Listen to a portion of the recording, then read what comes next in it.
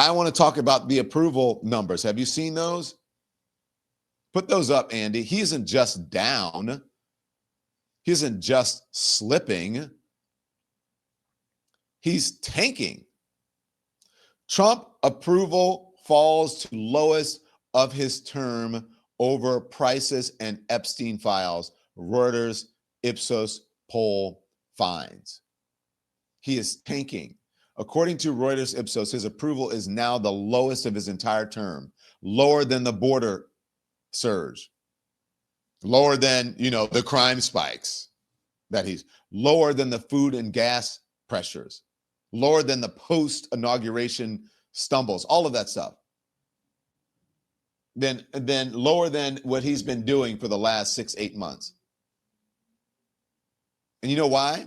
Because this scandal is different. This one hits in a place the American people understand in their bones: secrecy, exploitation, power protecting itself, crimes involving young people, one of the most prolific sex traffickers in the ever. And now he's having to answer questions that no leader wants attached to their name. And Donald Trump is attached to all of it. And so he is panicking right now. He is sitting in the Oval Office and he is answering questions about journalists and journalists' deaths, the death of a journalist, of a renowned journalist. And people are wondering, like, wait a minute, what is going on here? Why is he saying that perhaps that somehow this journalist had this coming to him? Because he's panicked and he doesn't know what to say. And he's acting in very strange and odd ways and saying things that are the most unbelievable, embarrassing things. I want to get now to Karen Attiah, who is here. Karen, thank you for joining us to help us with this story. She's a journalist and the author of the Golden Hour Substack. Karen, when you heard Donald Trump make those remarks, what did you think? I'm trying to think of what can I say that won't put me on even more government watch lists. I don't have anything to say about what an absolute cretin of a man and of a human being. It was 7 years ago, almost to this week, that the CIA determined that Mohammed bin Salman orchestrated the mission, approved of killing Jamal. Yes, the prince denies all of this, but it was November 16th, 2018, when the CIA determined that. And if folks remember, Trump was president, obviously, at the time. He went against his own intelligence agencies to shield Mohammed bin Salman. Bob Woodward, in his book in 2020, Rage, he detailed how Trump said, quote, "I saved his ass," talking about Mohammed bin Salman, shielding him from congressional scrutiny, right? To smear a dead man, to smear, someone who, and I worked with Jamal personally, I hired him, I recruited him to not have the basic decency and situational awareness to, like Ta-Nehisi Coates says, with silence, not an option. Right. Like, my first reaction was, keep Jamal's name out of your effing mouth, was my first reaction, right? And it was, and you said it so well, like, it seems like this man is Trump crumbling, forget it, or not caring who's, in the room. The idea that even Mohammed bin Salman, far be it for me to want to give that man any sort of praise, credit, whatever, the fact that Mohammed bin Salman almost gave a better answer, it was still far from the truth, but at least Karen, let's listen to part of it. Let's listen to part of it.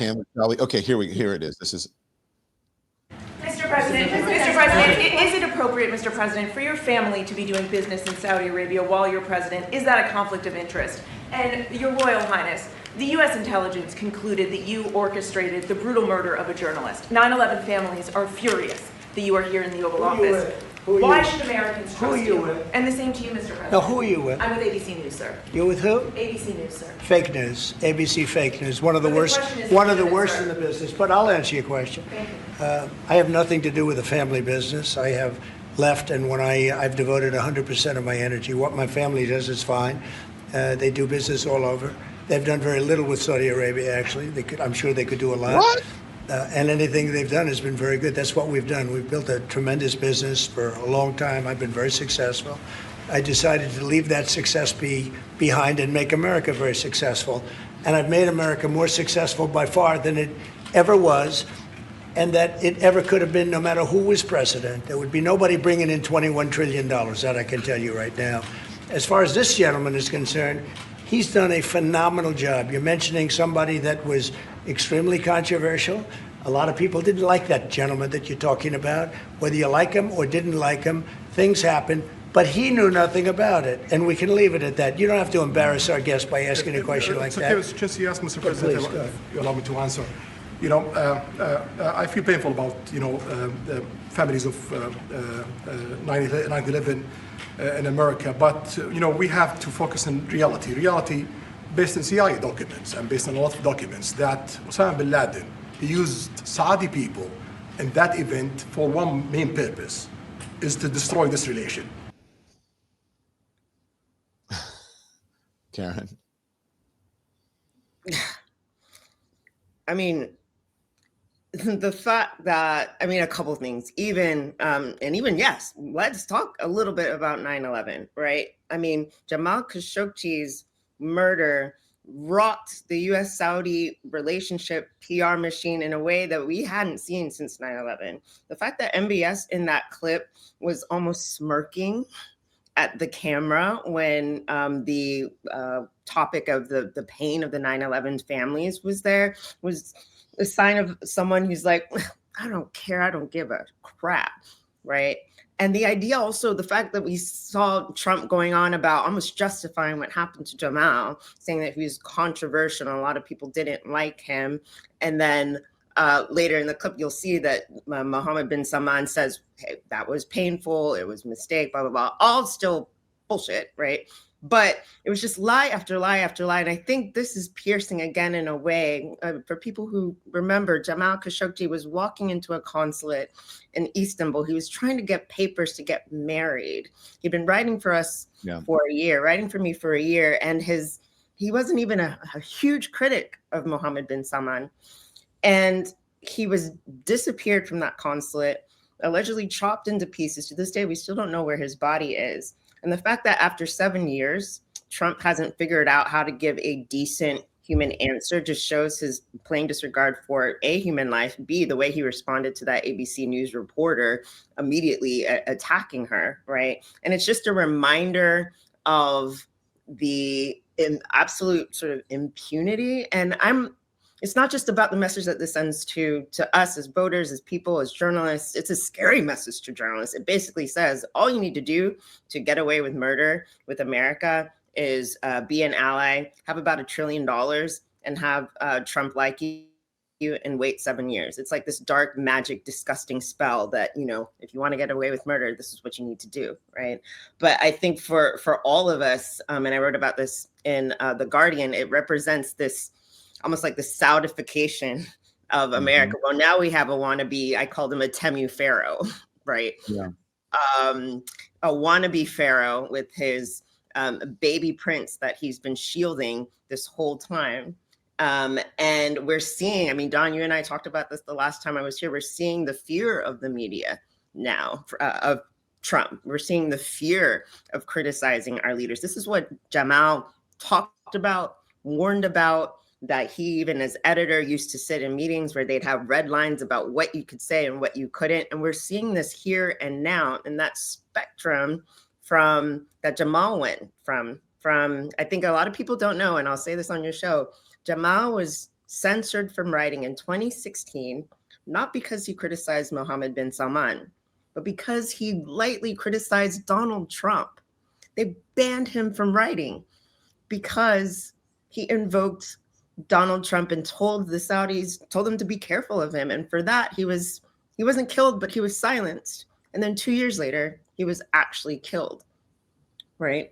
So it just goes to show this global web of authoritarianism that Jamal, working with Jamal, we never thought anything like this could happen to him in such a brutal way. We were just going about our jobs, right? But I think it's a reminder of how increasingly dangerous this world is for journalists, but under this web between Trump, the alliances with the oligarchs, the tech billionaires, the people who were at that dinner yesterday, Jeff Bezos, Elon Musk, that this cabal of thugs rule us right now. And we are so much less safe as human beings, as people who want to speak our minds and not be killed for it. It is a harder place to do that now than it was before.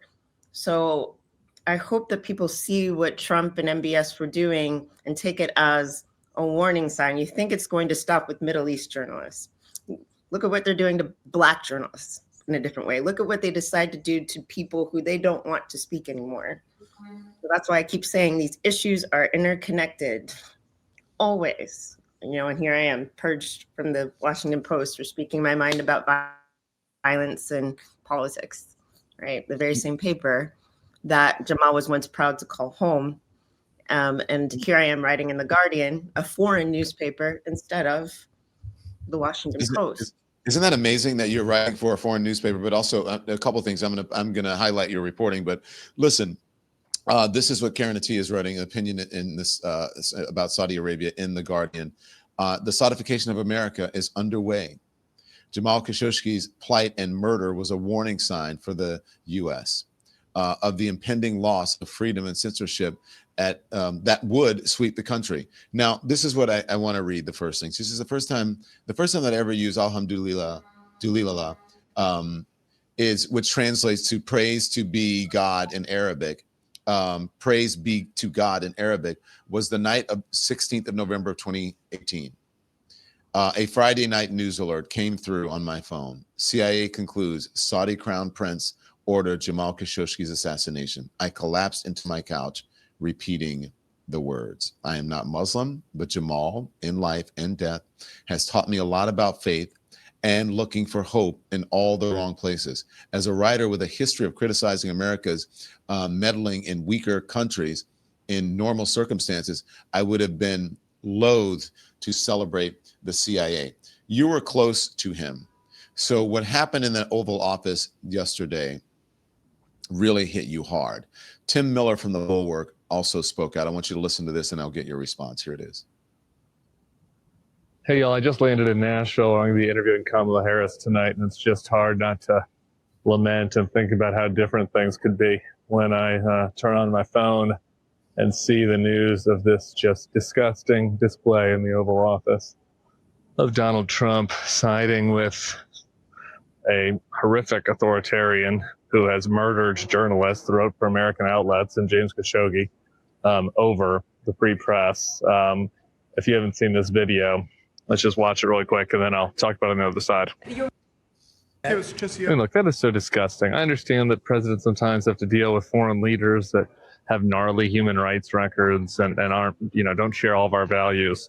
But to side with MBS, to, glaze his human rights record and talk about how great of leaders and how much they talk at night, and simultaneously to attack and malign and shit talk a reporter for doing their job in a country where we value the free press. It was the First Amendment, it's number one amendment. We're not Saudi Arabia. You don't get behanded if you do something that the Crown Prince doesn't like.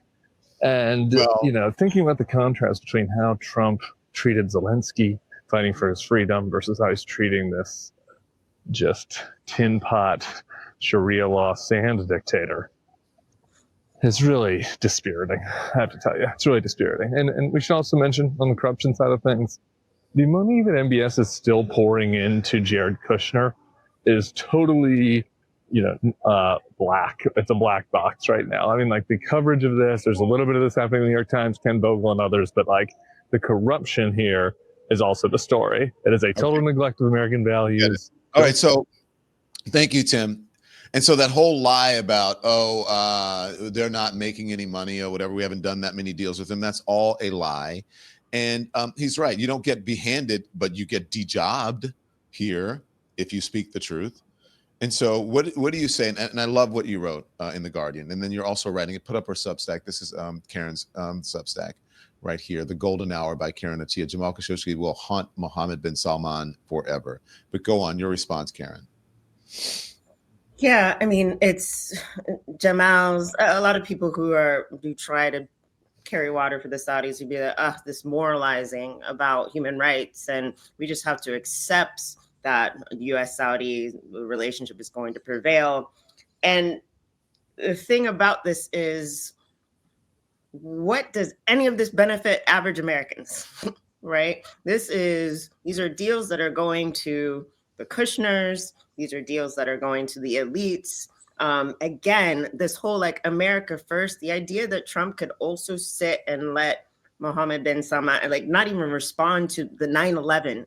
He wasn't even going to let him talk. He was like making excuses like, oh, let me just, and then MBS said, well, let me jump in and answer that. I was like, why is he, standing, why is he sitting there protecting him as if he's some delicate flower? And then you embarrass our guest. How is asking someone a legitimate question embarrassing a guest? Yeah, exactly. And what I just wrote in the Golden Hour in the Substack is like, Mohammed bin Salman, all of these people, all of these cretins, all of these thugs deserve to be not only embarrassed, they deserve all the smoke. He deserves to be haunted by Jamal. The fact that all of us who remember what happened, who remember the play-by-play, not only the killing, but we watched as they attempted to cover it up. I still remember seeing those images of people going into that consulate with bleach, ostensibly to go clean up blood, right? We remember how they tried to use a body double. They put Jamal's clothes on someone else and filmed them walking out of the consulate. It was a 15-member operation. This was not something that could have happened without the knowledge of the highest levels of the Saudi government. They are playing in our faces. And I think part of it, it's disgusting, but it's also like they think we're stupid. They think we don't remember. And as long as we remember, we are the collective ghost of Khashoggi. As long as we keep asking them and saying, we remember what you did to this man, because what that, not just the one man, but what that represented, I would argue, set the stage for impunity for what we're seeing in Gaza with the killings of journalists, the impunity there. We're seeing rises in attacks against journalists all around the world in countries that were ranked previously as partially free and okay for journalists. As long as we remember, we are the ones who will haunt them, not just embarrass them, haunt them. Mohammed bin Salman fidgeting with his hands like a school child in the principal's office, right? It just speaks to how cowardly these men are. How cowardly, which is why they have to use force, which is why they can't argue, they can't win on the merits of their own inspiration, power. They have to use force and mirages and lies. And terror. Karen, keep up the great work. Thank you so much for appearing. It's so good to see you. You're looking well. How are you? You doing okay? So many battles. Anyone who follows me sees that I'm training martial arts, and speaking of, I'm training with my own swords. I'm doing okay. I'm still fighting the fight against the Washington Post of all places. So all of these battles for us, you and I, to be able to speak, whether it's Jamal, whether it's you, whether it's me, anyone, I guess, I've accepted my role being on the front lines of all this. It helps to have a fluffy cat, though. And it helps me to have a fluffy dog. And it's going to be all right. We're going to be all right. Trust. I trust. And I feel it's turn. Watch. You wait and see. We'll be fine. We'll prevail. Thank you, Karen Attiah. I appreciate it. Bye. Thanks so much for watching, everybody. Your support means the world to us. Don't forget to hit that like button and subscribe so you never miss a show. We're live every weekday at 10 a.m. and 5 p.m. Eastern Time with new clips dropping at 2 p. and 8 p. And if you want even more Don Lemon Show content, join the Lemon community. Members get exclusive posts, behind-the-scenes videos, and live chats just for you. So hit the join button or visit our channel page to sign up. Thanks again for all your love and your support, and I'll see you next time.